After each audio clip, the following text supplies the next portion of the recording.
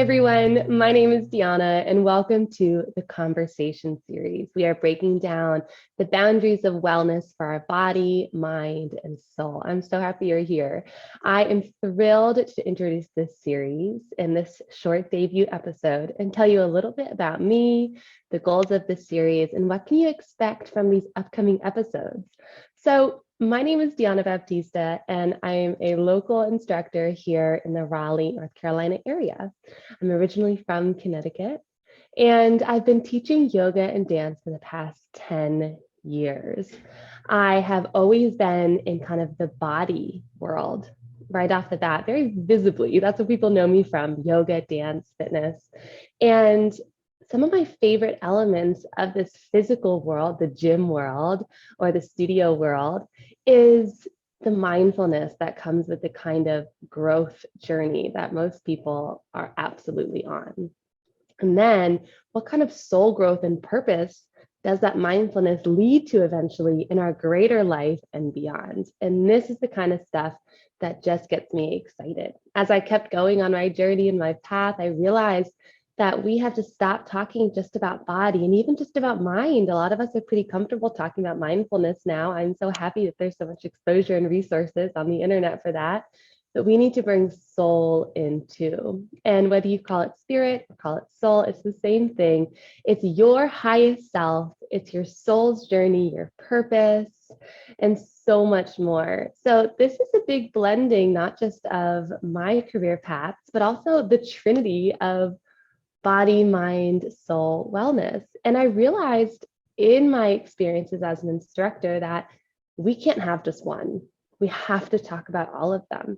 And the things that a lot of my students were learning about in the studio, that when they were all body focused, was affecting their mind and their soul in really amazing ways, and then leaking into the rest of their life.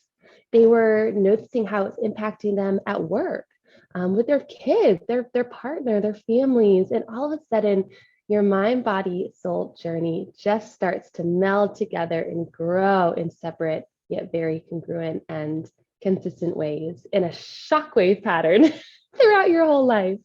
So a little bit about where I've come from. So I mentioned that I'm a yoga and dance instructor first, and I have my 200-hour RYT. I did it down here in Raleigh, and I just loved that experience. It was the first time that yoga was really put in a soulful way. Prior to that, I worked at NC State, where I also went to school, and I started doing fitness classes there and teaching yoga, which is amazing. They've got such a great training program for their students and faculty there. It was a really amazing experience. Prior to that, I was a competitive runner for the 10 years prior to my 20s. And that was really amazing. I literally, it's going to sound crazy, I was 10 years old and I said to myself, I'm going to run in college and I'm going to be an athlete. And I did.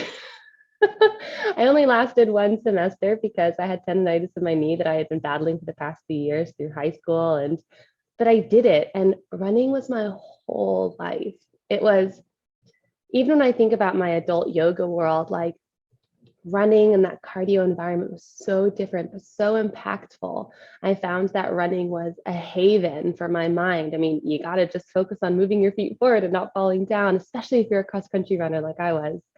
And I realized that there's so many different kinds of physical ways to move your body that impact us at different times in our life. So I'm coming from the yoga and dance world, but I know what it feels like to be a cardio person. So if you're into that, I get it. And it's not all high energy just because a workout is high energy. The mind really gets to do interesting things depending on whether we're doing high or low energy or impact workouts, which is interesting. So I came from this cardio background. I slowly got into teaching yoga in college. And then along the way, I found and refound dance. So as a little girl, as most little girls do, I took dance class and ballet, and I just fell in love. As a preteen, I realized that my body couldn't handle it. So I stepped aside, which is pretty hard. It's a pretty tough decision as a kid. But I wanted to have a birthday party with my friend on Friday and do horseback riding and run. So I was in a ballet environment where that really wasn't possible. You had to commit or not. So I'd love to tell you more about that story too. It's so interesting. And I stopped dancing and I always missed it. Back in college, I found a modern dance company that totally resparked and reevaluated my understanding of what dance was and how even ballet, but dance in general especially, didn't have to be one version of me or one body type. There's room for me, and I realized there's a room for a lot of other people too. And that is just such an interesting conversation that I look forward to bringing back up with you guys in the dance industry. Not just inclusion of different types of people as in body type or abilities, but of course our discussions on diversity and inclusion in the industry as it expands. So after college, I just couldn't give up dance. Now I had fallen back in love with it for 4 years and was in a company. So I went ahead and started teaching dance at an amazing studio. And I had an amazing mentor there that really taught me everything I needed to know about curriculum work and running a studio and helping be on the inside. As I was a teacher for a few years, I then went on full time and got to be behind the scenes and working at a desk and really learning small business stuff. So I'm excited to share some of that knowledge of those multiple industries with you guys because they're so deep. And I think that body world of dance, yoga, fitness, running, whatever it is, I got you. I totally relate. Now, throughout a lot of my 20s, I think most of us can relate to this, even if you're not in your 20s, you're just trying to figure it out, right? You're like, I just need to be an adult and figure it out. And I think this is the right way to do it, but I'm not sure. And my 20s were fraught with a lot of anxiety, uncertainty about who I was, often seeking external validation to make things work. And, a lot of that is a maturity thing. But I think no matter what age, we get caught in these cycles sometimes where we don't trust ourselves. So mindfulness, as I started taking a little bit more control of my life, my career, a pandemic hit, trying to find some control in that crazy experience, really gave me a lot of confidence to keep going. So for me, mindfulness started in the body world as I'm going on a run as a little 14-year-old, probably stressed out, hormonal, and just trying to get out of the house. And all of a sudden, mindfulness really relied on the body side of things. Of course, as a yoga instructor, I believe they're intrinsically linked.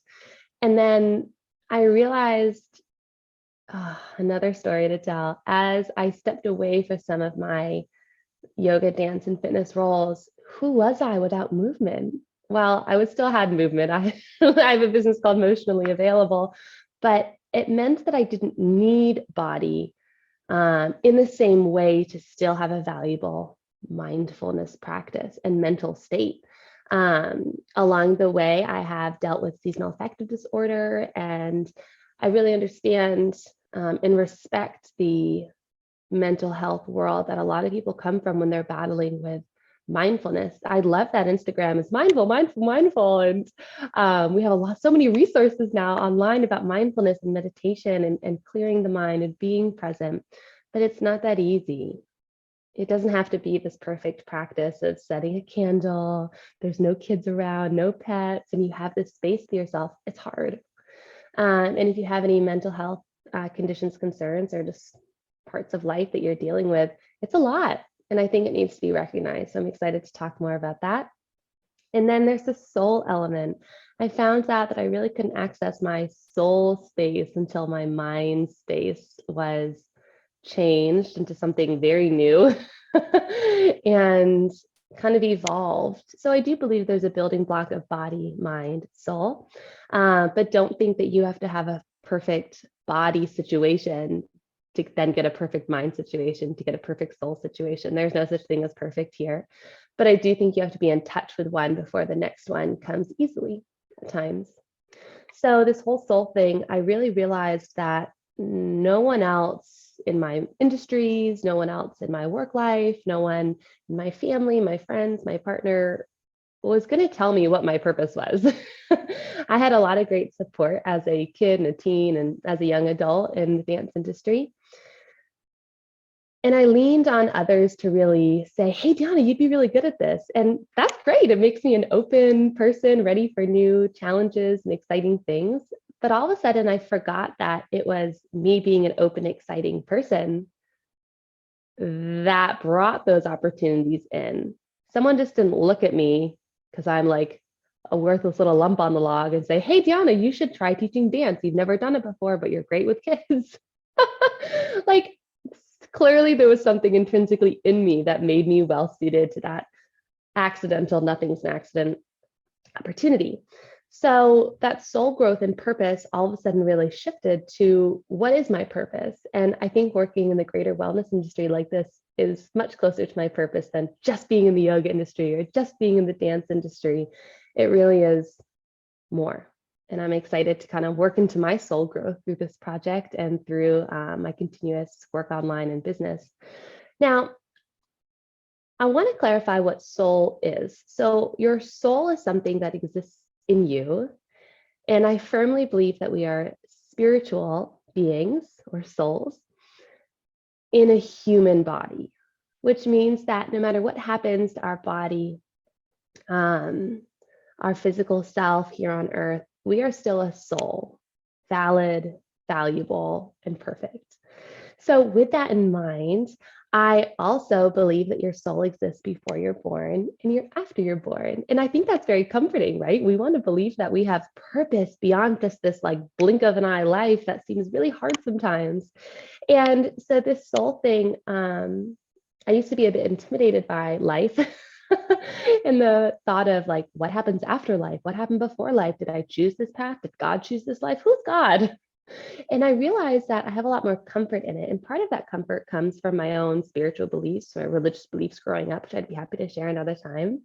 But a lot of it also came from my understanding of the spiritual world in general. I do believe in spirits, and those who have passed are able to be accessed and communicated with. And I think anyone who has had a loved one pass knows what it feels like when you wake up from a dream and you felt like they were there with you. And it feels different than other dreams. And I believe that there's something to that. So I do believe in spiritual communication and experiences, not because like we're talking to ghosts or we're into the paranormal like on TV, but because it's very comforting to know that there's space in your soul journey after life and before life. So that is a whole nother thing to talk about. But I had a lot of experiences as a young child, spiritual experiences with spirits. And I didn't understand them for a long time, and I was afraid of them for a long time. So if you're into the soul and spiritual world, I really think that we're going to have an interesting time talking about that. And if you know me from like the fitness world and you're like, what is Dianna talking about? Yeah, I'm talking about ghosts. But in a way that we can think about what's our purpose, who protects us. Maybe you believe in guardian angels. Maybe you feel like you have a grandma on the other side that protects you. It's all in love and in healing and for our greatest purpose and our soul, protecting our mind, and sometimes even our body here on this earth. So that's pretty cool. So I almost want to talk about wellness in a body, mind, soul, spirituality.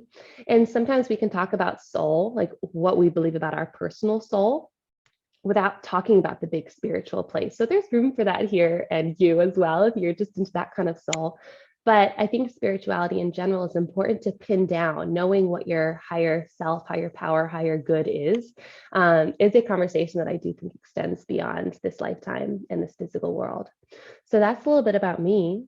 And I'm just really excited to bring in, through this conversation series, not only conversations with you and me, just us together like this, but alternating them with interviews that I do with other professionals in the wellness industries.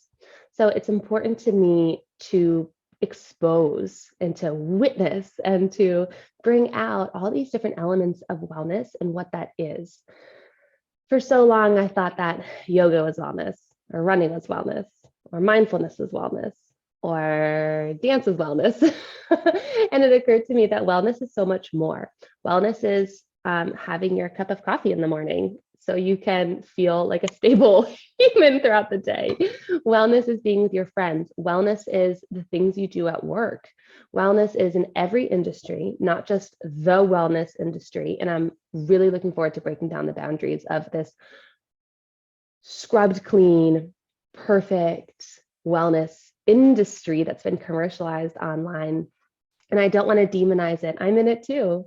But I think we can talk about how we can do it realistically from a really whole place in ourselves. So then we can choose our own wellness for ourselves in a safe way and in a way that really fosters growth long term.